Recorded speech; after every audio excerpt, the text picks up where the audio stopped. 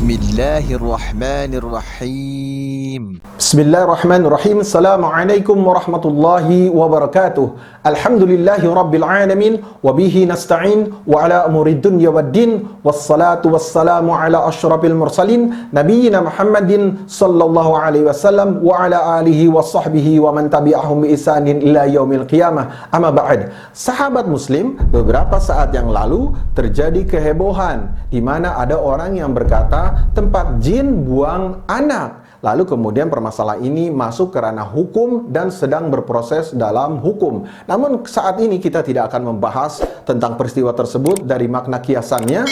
Justru saat ini kita akan membahas perkataan tersebut dalam makna eksplisit, artinya dalam makna yang sebenarnya.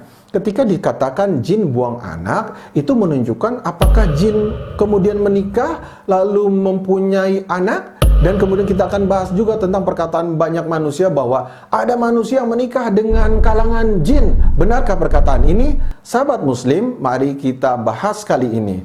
Para ulama mengatakan berdasarkan dalil dari Al-Quran, telah banyak kisah yang menyebutkan tentang pernikahan antara manusia dengan jin. Dalilnya adalah Quran surat Ar-Rahman ayat 56, di mana Allah Subhanahu wa taala berfirman, "Fihinna qasiratut tarfi lam yatmishunna insun qablahum wala jan." Allah Subhanahu wa taala berfirman, di surga ada bidadari-bidadari yang sopan dan menundukkan pandangannya. Mereka tidak pernah disentuh oleh manusia sebelum mereka, dan mereka juga tidak pernah disentuh oleh kalangan jin. Ini mengisyaratkan bahwa bidadari adalah makhluk yang sangat terjaga kesuciannya. Berbeda dengan wanita dari kalangan manusia yang boleh jadi mereka pernah dijamah atau terjamah dari kalangan manusia laki-lakinya atau lelaki dari kalangan jin. Sahabat muslim, Imam Ibnu Katsir juga mengatakan dalam tafsirnya ketika mengutip riwayat dari Damrah bin Hubaib, ketika dia ditanya oleh seseorang, apakah seseorang muslim dari kalangan jin itu akan masuk surga?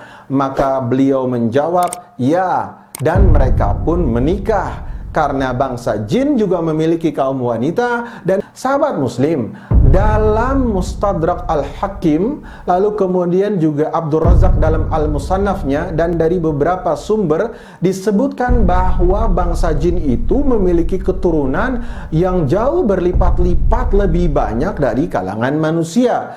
Sahabat muslim, Abdullah bin Amr berkata, sesungguhnya Allah membagi 10 bagian untuk manusia dan jin, dan 9 bagian itu diberikan untuk bangsa jin, dan 1 bagian untuk manusia.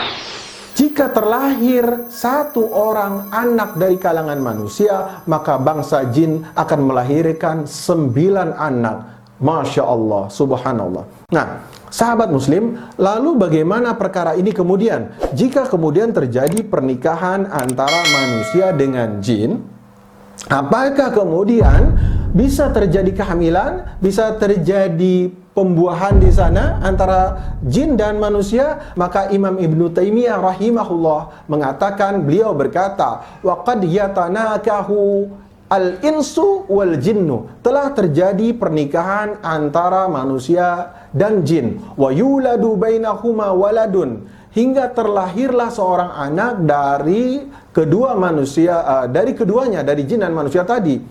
Wa hadza kasirun ma'rufun, dan hal kejadian seperti ini telah banyak diketahui. Nah, itu perkata Ibnu Taimiyah menunjukkan bahwa terjadi pembuahan, terjadi anak keturunan dari sini. Kemudian Imam Malik rahimahullah pernah ditanya oleh seseorang yang dia mengatakan, ada seorang laki-laki dari bangsa jin yang mendatangi kami dan berniat melamar budak perempuan kami, kata orang tersebut. Lalu Imam Malik yang ditanya demikian, beliau menjawab, aku sebenarnya tidak melihat keburukan dari sisi agama terhadap perkara ini. Namun aku membenci, kata Imam Malik, jika tiba-tiba ada seorang wanita yang hamil.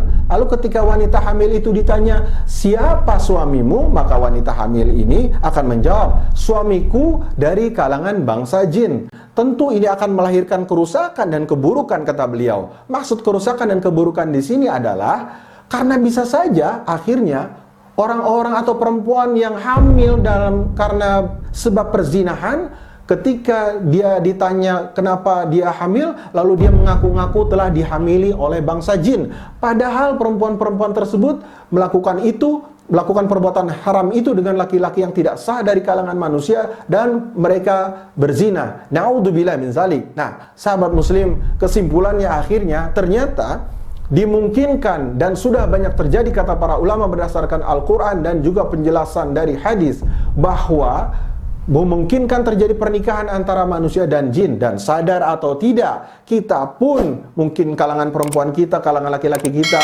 pernah dijamah atau disentuh oleh kalangan jin. Mungkin ketika kita tidur, ketika kita di kamar mandi, ketika kita buka aurat, ketika kita sendiri, dan ketika kita lalai meminta perlindungan dari Allah Subhanahu wa Ta'ala, maka mereka mengganggu dan menyentuh kepada kita.